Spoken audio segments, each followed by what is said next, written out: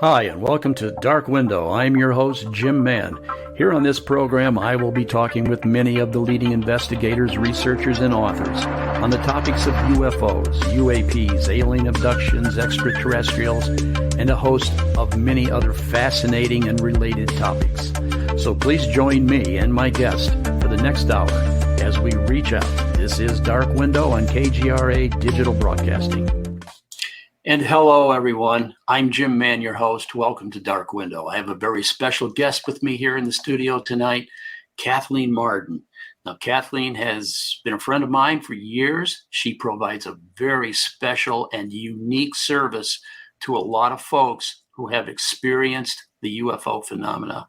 And so welcome, Kathleen. How are you doing tonight? Thank you. It's great to be with you, Jim, and I'm doing fantastic. So you're down there in Florida where Yes. It's nice and warm. I'm out here in Arizona where it's nice and cold, believe it or not, right now. But Kathleen, it's great to have you. And I'm going to get the show on the road here because we've only got about 50 minutes, maybe 45 minutes. Okay. And so, Kathleen, I brought you on to talk to you a little bit about what you do for MUFON. And my first question is, what is your history with MUFON? Why are you in MUFON? Well, I joined the Mutual UFO Network in 1991. And my reason for doing that was I wanted to go to a source that had some inside information that I couldn't purchase in a bookstore, for example. And also, I wanted to have some formal training on how to conduct an abduction investigation. That's what we called it in those days.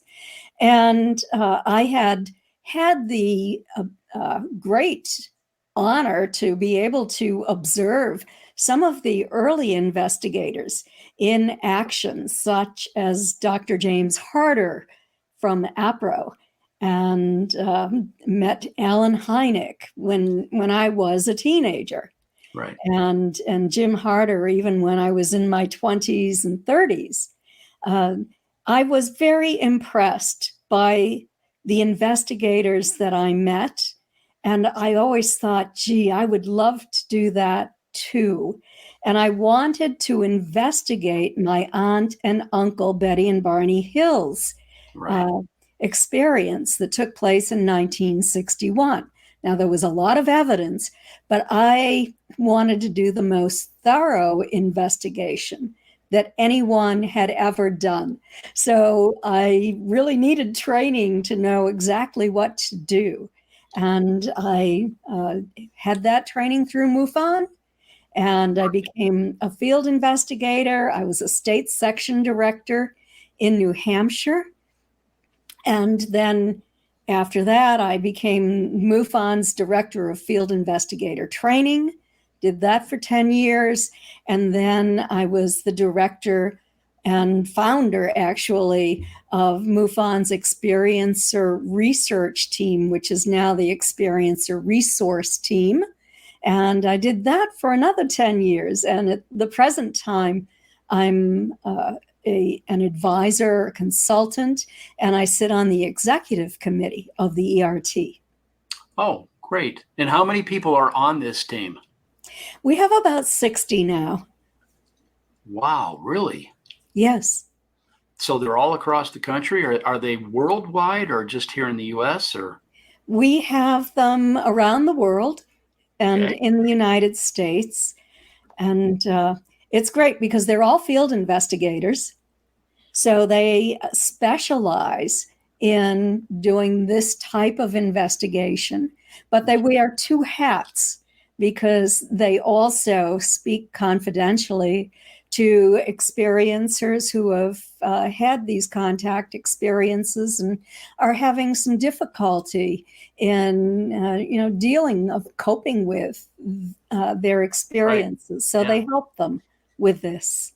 So that's a very special thing that you do for people. And I don't know, is there anybody else doing this besides MUFON's ERT? I'm aware that there is another organization that does it as well. It's directed by Lester Velez, and it's Okay. called Opus.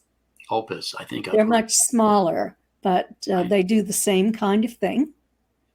Well, that's interesting. Now, do you think that you'd be interested in UFOs and ETs, and you would be this involved if it had not been for your aunt and uncle, Betty and Barney Hill? Where would you be? Would you be involved in this? If my family hadn't had these experiences, I don't think that I would be involved in it. My interest came because of what happened to my aunt and uncle in 1961, some continuing events afterward, my mother's missing time event as well, and then my own. And what my mother and I remembered being taken to Kraft when I was 17 years old. And I've only recently revealed that. I thought I would take it to my grave as my mother did. But, I was concerned about my public image and criticism. And Sure then you I are. thought, what the heck? I don't care any longer. Well, I I'm don't glad care you what thought anyone that, thinks. because I think I've known you for some time, probably about 15 years. Mhm. And I've seen the work that the ERT does. I saw MUFON as it came forward and put the ERT team together and put you guys out there. And as a state director, I would send experiencers your direction. Mhm. And I was so glad we had that service in MUFON. You guys have done an excellent job over the years. Well, thank you. I think it's really important for people to be able to go to a non-judgmental listener who is just compassionate and is there because, we're not leading anyone to think that something happened when it didn't or anything like that. It's just that emotional support that is so important and so difficult to find elsewhere. And I noticed you mentioned your family. Yes. When did you find out that your mom and dad, or was it your mom and dad, or was it your entire family that had this UFO experience? When did you I only find found out on September 20th, 1961, the same day that my aunt and uncle returned home after being abducted. Oh, really? Yeah.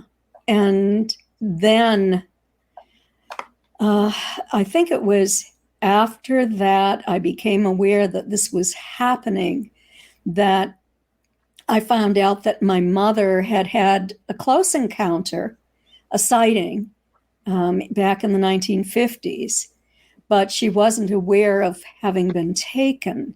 But then it was sometime when I was a teenager when she was late in returning home from a grocery shopping trip. She went every Friday night. And so my father was concerned. My two brothers and I were. We went to bed, but we couldn't sleep. We were so worried about her because she always returned home at the same time. And she finally did return home very late at night. And she didn't realize she was late. The ice cream was soup. The frozen food had melted. Really? And she had no explanation for what had happened. And, eventually I figured out what it was. Well, so you had an experience yourself, correct? Yes. And how old were you at that point? I was 17 years old when I had my first conscious recall of finding myself on a craft. Really? And my mother was there as well. It was during a time when my aunt was doing a series of contact experiments with a team of scientists. They would script her. She would try to send telepathic messages to these ETs and ask them to go to a certain location at a certain date. And I later found out that she and my grandmother had sort of an agreement that these ETs would come to the family farm. I grew up across the street. And that they would land and they would go to the house, and that my grandmother would give them a cup of coffee. That's what she said. That was sort of a joke. And of course, she never thought that would happen. But a craft did come in one night and this was 1965. April of 1965. And my grandmother woke up. She saw it coming in. A neighbor of ours who was a commercial pilot returning home from work saw the craft coming in too. And the next day, my brothers and I went out and we found physical trace evidence on the ground. Wow. And some trees that appeared to have been sheared off. The trees died. So you guys actually found very real empirical data. Yes, we did. There. And there was an investigation too. UFO investigators came out, but my mother and I did not mention that we had been on that craft. I only remembered being on a table and in my mother's presence, and that these entities were around me. I couldn't remember what their faces looked like. For years and years, I tried to remember their faces. And then eventually, I had a very powerful abreaction, and I did remember what they looked like. And they looked like the entities that my aunt and uncle saw, who took them to craft. They had described. That makes sense. Let me ask you this. In general, throughout the entire family, how did the family react to your aunt and uncle when they came out about this? Did your family receive that well? Was there a lot of, am I asking the right question here? Yeah, let me explain that, because there are two things going on here. Okay. We were all sworn to secrecy. This story was never going to be made public. Betty and Barney were willing to speak to the scientists who were investigating the case. It was the first scientifically investigated, what they called UFO abduction in the United States. It was, yes. Yes. And so the family initially was very supportive of Betty and Barney. We saw the emotional reaction that they had. Betty's curiosity, her search for answers, and Barney's reticence about having anyone know about this. He said to Betty, I don't ever tell anyone about this. This is just before she went to the phone and called my mother. And then he kept saying, we have to forget about this. No good can ever come of it. And so, it really bothered him. It weighed on him. I'm sure that that's why he had a deeper reaction than Betty did. She was curious. He was traumatized. He is the person who had conscious recall of observing these non-humans looking down at him while he was standing in that field in North Lincoln, New Hampshire, on the night of September 19, actually the 20th at about midnight.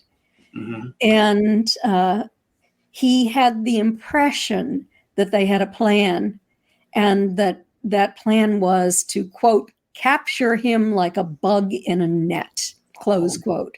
Really? So he felt threatened. He saw that they were not human. And this is, I think, what remained with him, that memory. And then running to the car and hearing those buzzing sounds that caused a tingling sensation to pass through his and Betty's bodies and for the car to vibrate. This is before they lost conscious recall. And then they had conscious recall again, but they always knew they were missing time. And they had all that physical evidence too that was weighing on them. Barney had the tops of his shoes were so deeply scraped that he had to buy new shoes, but he didn't have a memory of how that occurred. He could only imagine how that occurred. Yeah, and this took them both completely by surprise. Right. And Betty's dress torn and their watches that didn't run again. So many things, the shiny spots on the trunk of the car that caused a compass to spin and spin, indicating a magnetic field. There was all of that. And so the family was really very supportive until that information was released as the result of a violation of confidentiality. And it was published in a Boston newspaper for 5 days in a row. It went around the world. I have a newspaper from Australia where the same story ran. Seriously. Yes. So, I mean, when this thing finally hit, it was like wildfire across the world, and it went all the way down to Australia. Now, later on in life, you wrote a book. Now, yes, I did. You have an updated version of that book, which is 60th anniversary edition. But tell me, what was it that actually moved you to write this book and with Stan Friedman? Well, I had been a teacher and an education services coordinator. Before that, I was a social worker. So that was my professional career. I'm college educated. But initially in college, I wanted to become a writer. I loved writing. I loved writing poetry. I had some poetry published when I was a teenager. And I ended up having a close encounter with a craft, and I was burned. When I was returned, I was burned. I had hair loss. I had weight loss. I was very, very ill. Really? Yes, I was. And as a result of that, I lost my career.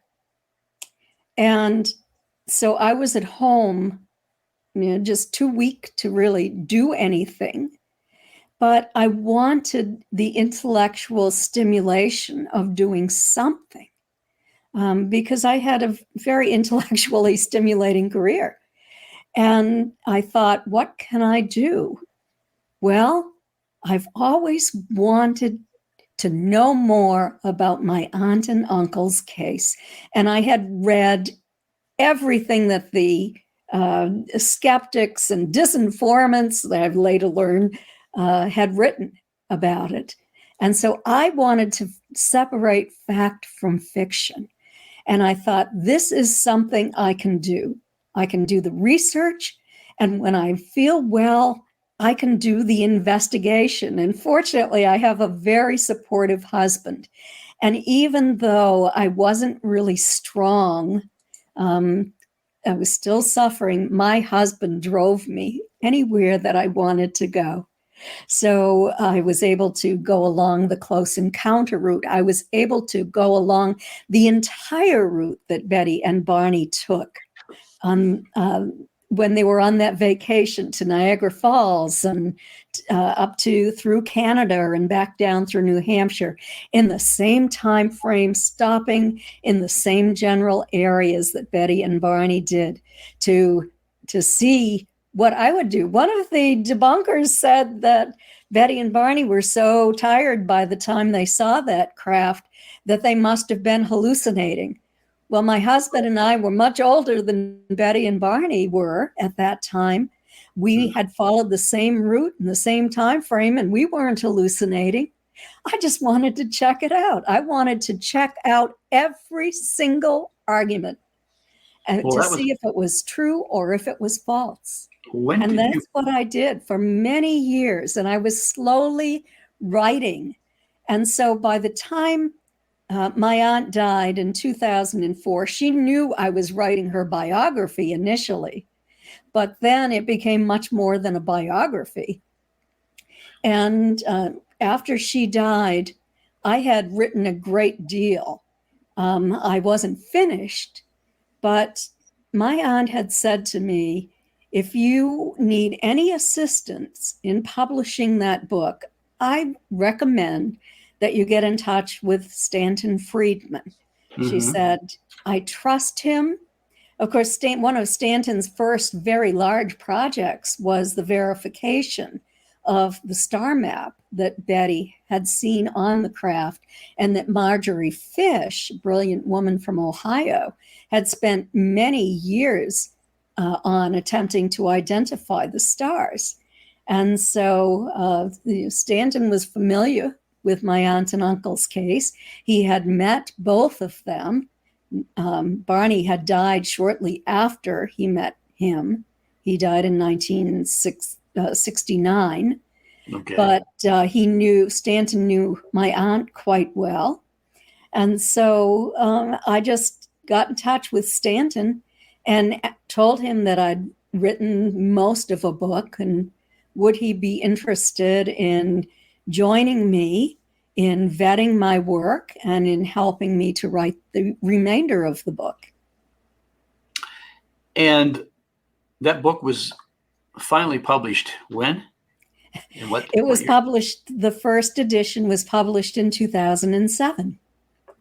2007. And now that was this book. And now you have an updated version of that book. And what are the differences? What did you add? What did you take away? What were the revisions that you made, Kathleen? Well, I updated some things in the old text in the book, but then I wrote a new chapter on more or less a scientific update. I have never stopped looking for evidence, and for scientists who would test that evidence. And so there is an update on the star map that was done, I believe it was in 2014 by an astrophysicist. There's also new evidence on Betty's dress, including DNA evidence. And I was very excited about this because I was at the University of New Hampshire doing a television show with Ben Hansen for the Travel Channel. And Ben Hansen, of course, for people who don't know this, he is a former FBI agent, worked for the FBI. And we were examining Betty's dress.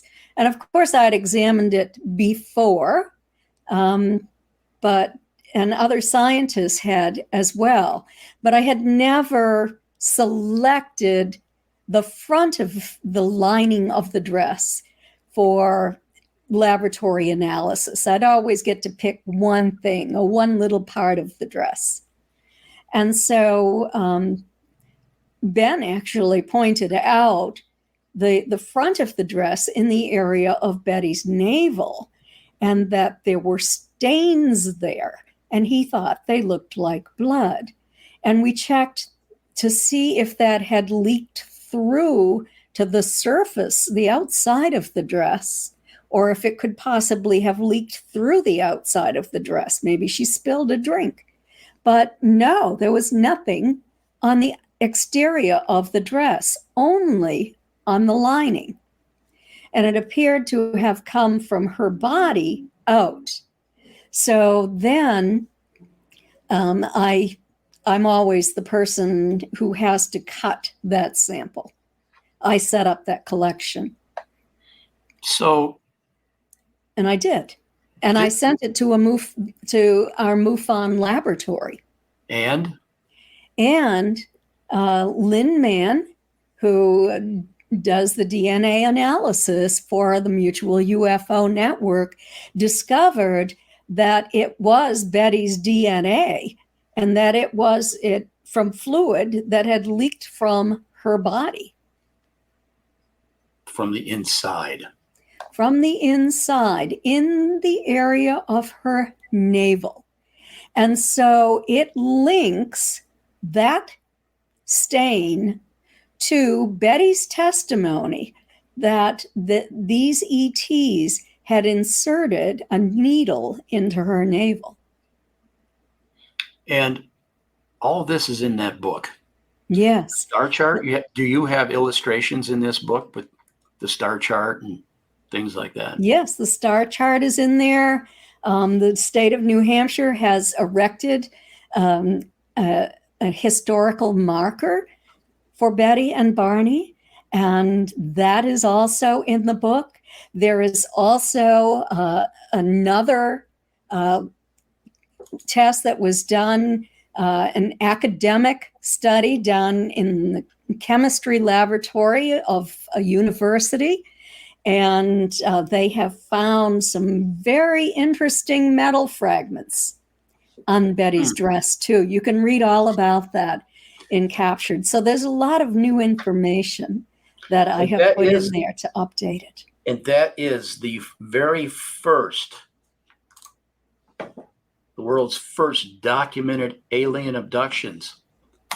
And now, I didn't write this down, and we didn't discuss this earlier, Kathleen, but there was a movie that I saw years ago with James Earl Jones in it. And Estelle Parsons. Yes, and I found that movie fascinating. But I remember I was a fairly young man back then, and I sat and watched that movie, and it was different. Mm-hmm. And it just rang so perfect with me because I've got an experience myself. But yes. So where can we find this book? Captured. That book is available at Amazon, Barnes & Noble. You can order it from any bookstore, or you can order an autographed copy via PayPal at my website at Kathleen-Marden.com. And I tell you, I've read that book, mm-hmm. and it's excellent. You did an excellent job. Now, aside from being an author, and speaking of being an author, there you go. Kathleen, mm-hmm. You've got a lot of stuff out there. I do. I've been busy, and I remain busy. I'm working on a new book, too. Actually, 2 new books.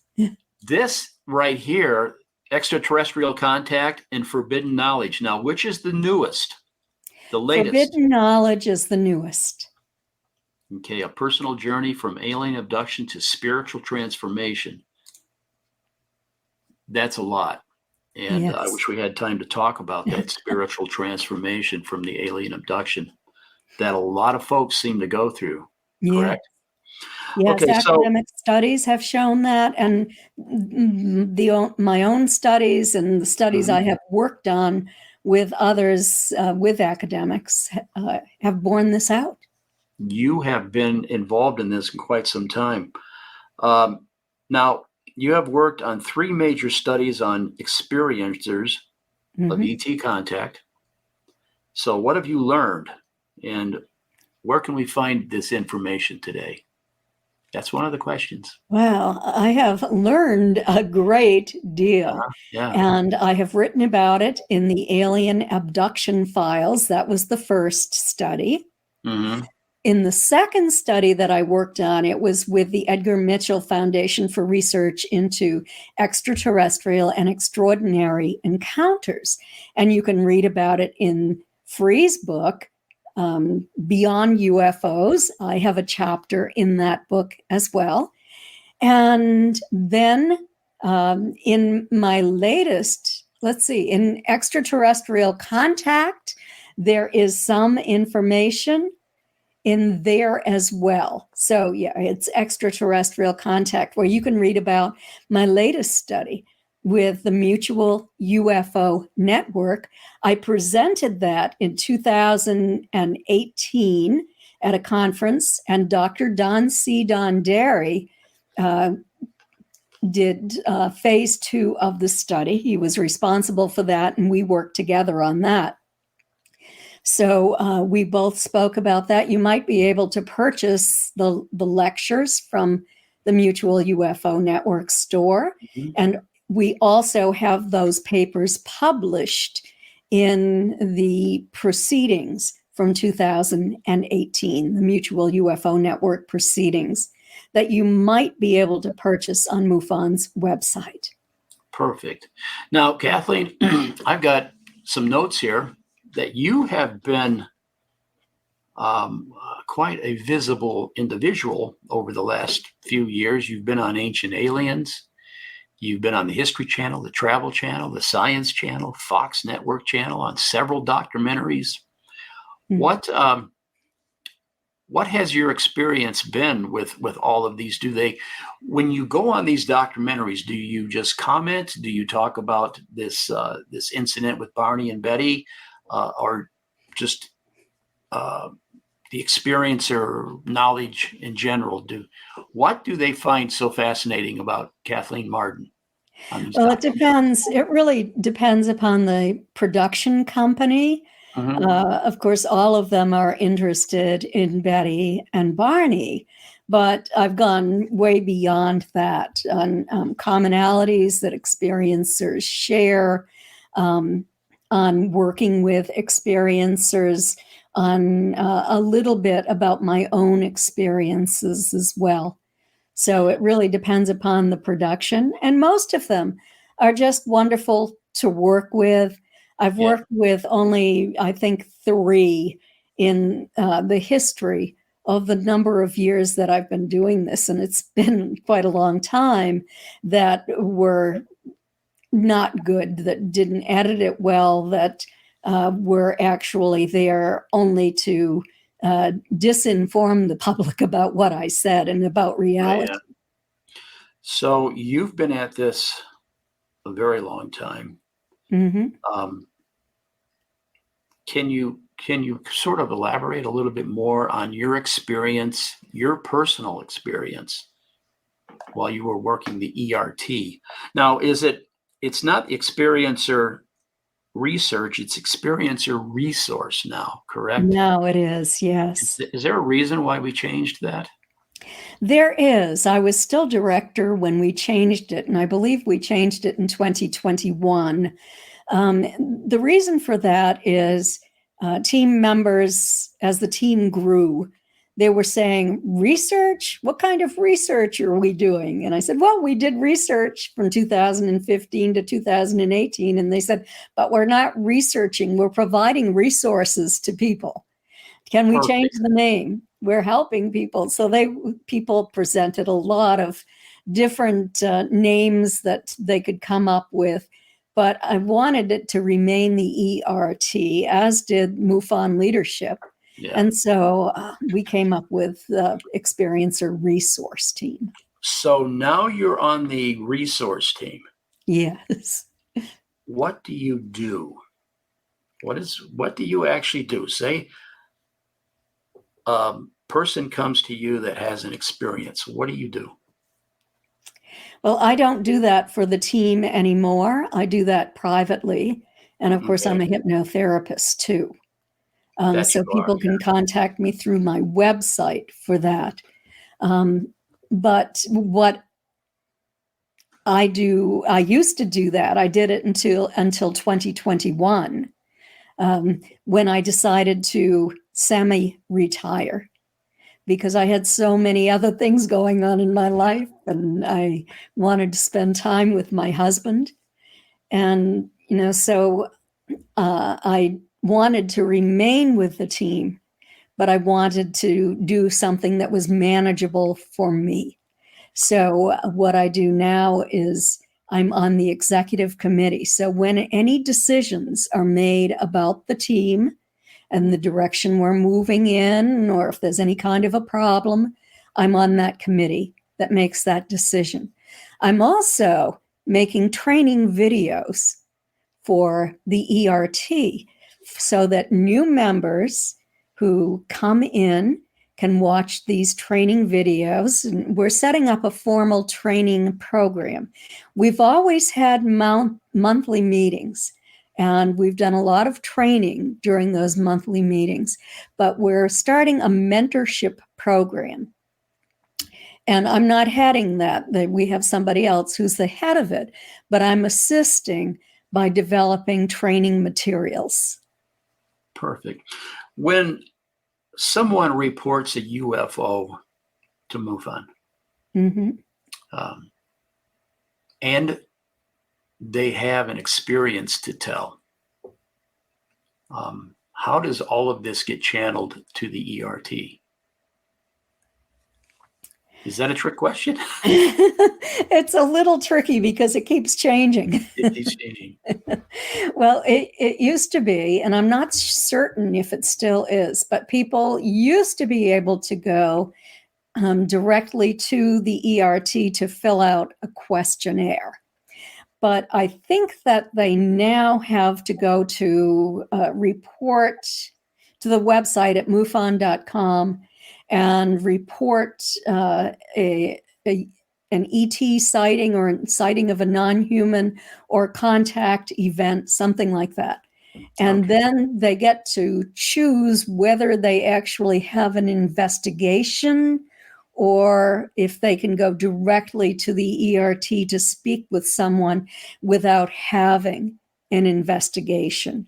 Now, I know there are those who are that's pretty contentious because there are those who want everyone to have an investigation.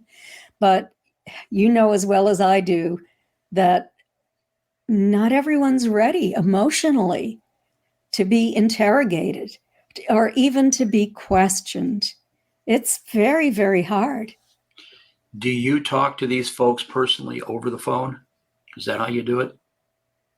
When someone comes to you with let's say someone applies, and I don't know if they still do this. I'm not a state director anymore. We used to have to take our witness and have him apply to the ERT. And then you guys would contact that person. And do you talk personally over the phone? Is that how that works? The ERT does. Yeah. Members of the ERT talk personally over the phone with that individual. If people come to me personally and they schedule a consultation with me through my website, then I do it via Zoom if they don't mind having me with them and seeing them. Otherwise, I can do it via the phone. But it's good for people if they can do a Zoom meeting with me, because I've developed certain abilities, and those abilities are channeled down through my crown chakra. I have a tingling sensation in the top of my head. If a person has a question, if I have this electrical tingling, it means yes. If I don't, if it goes away, it means no. Oh, really? It's that kind of thing. And I can also accomplish some healing to help people. Kathleen, this is very interesting. I'd love to talk to you further on that, and we will, if I can have you back again.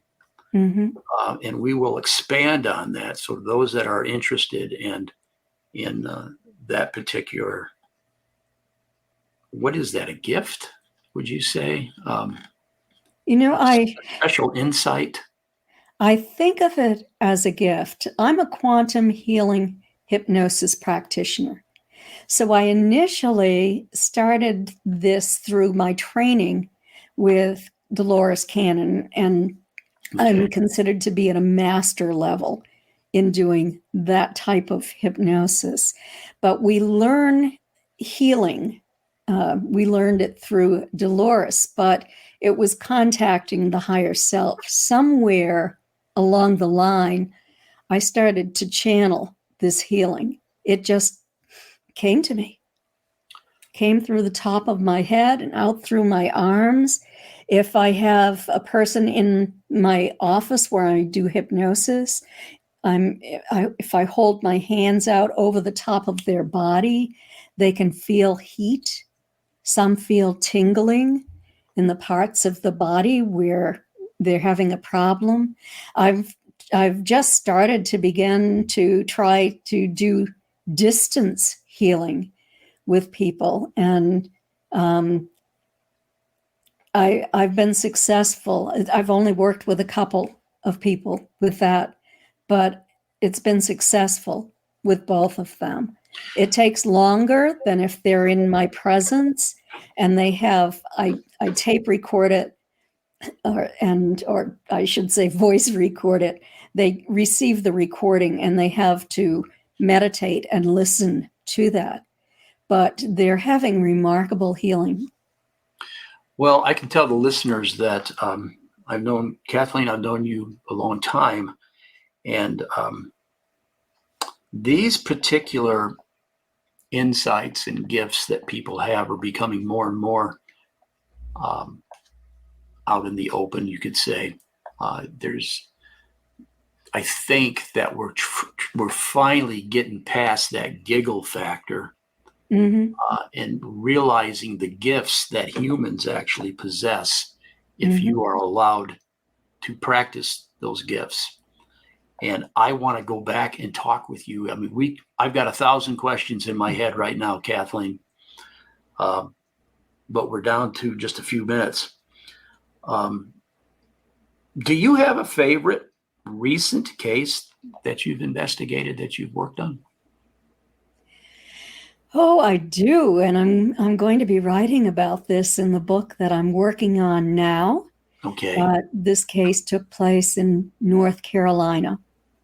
And it actually happened in 2015, but it was quite a lot later before I actually investigated it, because one of those witnesses was so traumatized, I didn't want to cause further trauma by doing an investigation. So I just supported her. I recommended that she have some treatment for trauma, and worked with her. Finally, when she felt better, she came to me. This involved 3 people. I've spoken with all 3. I've hypnotized 2 of them. One of them was Chris Bledsoe. Now, let me step in here a minute. When you say that you hypnotized them, what's sort of the thing? Is it a regressive hypnosis? Is it what do you do with a person like that?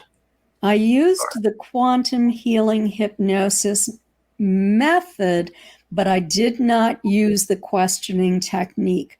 I always use forensic hypnosis, so I never ask a direct question. The only time I ever ask a question is if I want more information about something the person has already said. I never lead the witness. So it's the purest form of questioning or hypnosis possible. It used to be used, it used to be permissible in a court of law years ago. And really? It's what law enforcement uses. Very interesting. Yes, it's before hypnosis fell out of favor back in the, I guess, 1980s, late 1980s. So yes. You're writing a new book. Mm-hmm. Can you tell us a little bit about that book? Is it about this case that you're working on? I'm going to be talking about different cases. So this case is one of them where 3 people were abducted together.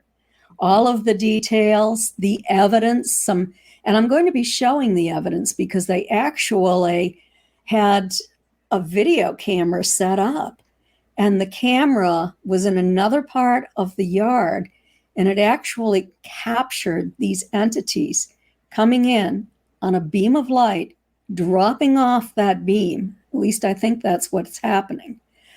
Not fully materialized, becoming larger and material as they moved closer to the ground.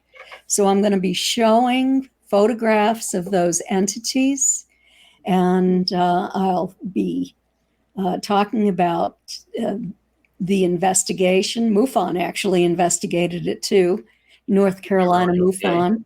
Okay. It was an unknown, and I'm going to be talking about the testimony and the evidence. Well, perfect. And what do you have a title for this book yet? No. Okay. I'm also working with Dr. Melanie Barton Bragg, okay, who is an ordained minister and a psychotherapist. I've worked with her for several years now. And we're working on a questionnaire, which I'm going to be posting on my website within a few days. And I'll be putting it on Facebook too, for the general public and for experiencers. You know, that's another thing. People of faith, okay? People that attend church regularly and are involved in a religion, and the topic of UFOs and extraterrestrials. Mm-hmm. That's a lot of conversation we could have. And that's sort of what our books are going to be about. It's not what it used to be. Things have changed. Mm-hmm. Viewpoints have changed. Understandings have changed. What it means to be a spiritual person nowadays has kind of changed. And I would love to talk about some of those things on this program. So moving on, and we're just about out of time. Do you have plans for any sort of future work? Are you going to be giving talks, presentations at any of the symposiums or conferences around the country? Yes, I am. I'll be in Pine Bush, New York, in the first weekend in June, and probably Roswell. I haven't heard from them yet. I always hear from the Exeter, New Hampshire UFO Festival. That's sort of something I do just on a regular basis. I've been asked to speak in Michigan in September, I believe. Really? Michigan? Yes. Okay. Well, that's so. As I sign the contracts, I will put those up on my website at Kathleen-Marden.com. So Kathleen-Marden.com, that's the website. And is that the best place to go to look for your books and for what you've been up to, your work, your research, and all about Kathleen? Is that the best place to go? Yes, absolutely. Okay. Well, that's great. You know, we've had a great conversation, Kathleen. Yeah, we're just about out of time here. Yeah, it was such a pleasure to talk with you again, Jim. It's always good. You know, I'm going to pull this up here just a minute. Now, what about these books? They're still out there, correct? Yes, all of them. And I see some of them are, that extraterrestrial contact. These are the new books. Yeah. And these are some of all of your older books. And so that's where we need to go. We can get them off Amazon, and we can go to your website, and that's perfect. And I so much thank you for joining me. It's always refreshing to talk to you, Kathleen. And folks, Kathleen's been around a long time, like I said, involved in this. And I've even worked with her. I think you did a little hypnosis session with me one time, and I think I fell asleep. That was when I was having my training. You may think you fell asleep, but yeah, well, I don't know. Yeah, I had a lot of. No, you weren't asleep. Yeah. But I'm not going to talk about that. That's confidential. Yes, it is. But anyway, I thank you for joining me. Everyone, thanks for joining Dark Window. And so on behalf of Kathleen Marden and myself, Jim Mann, thank you for joining us. Next week, we'll have another great show and another great guest. And good night.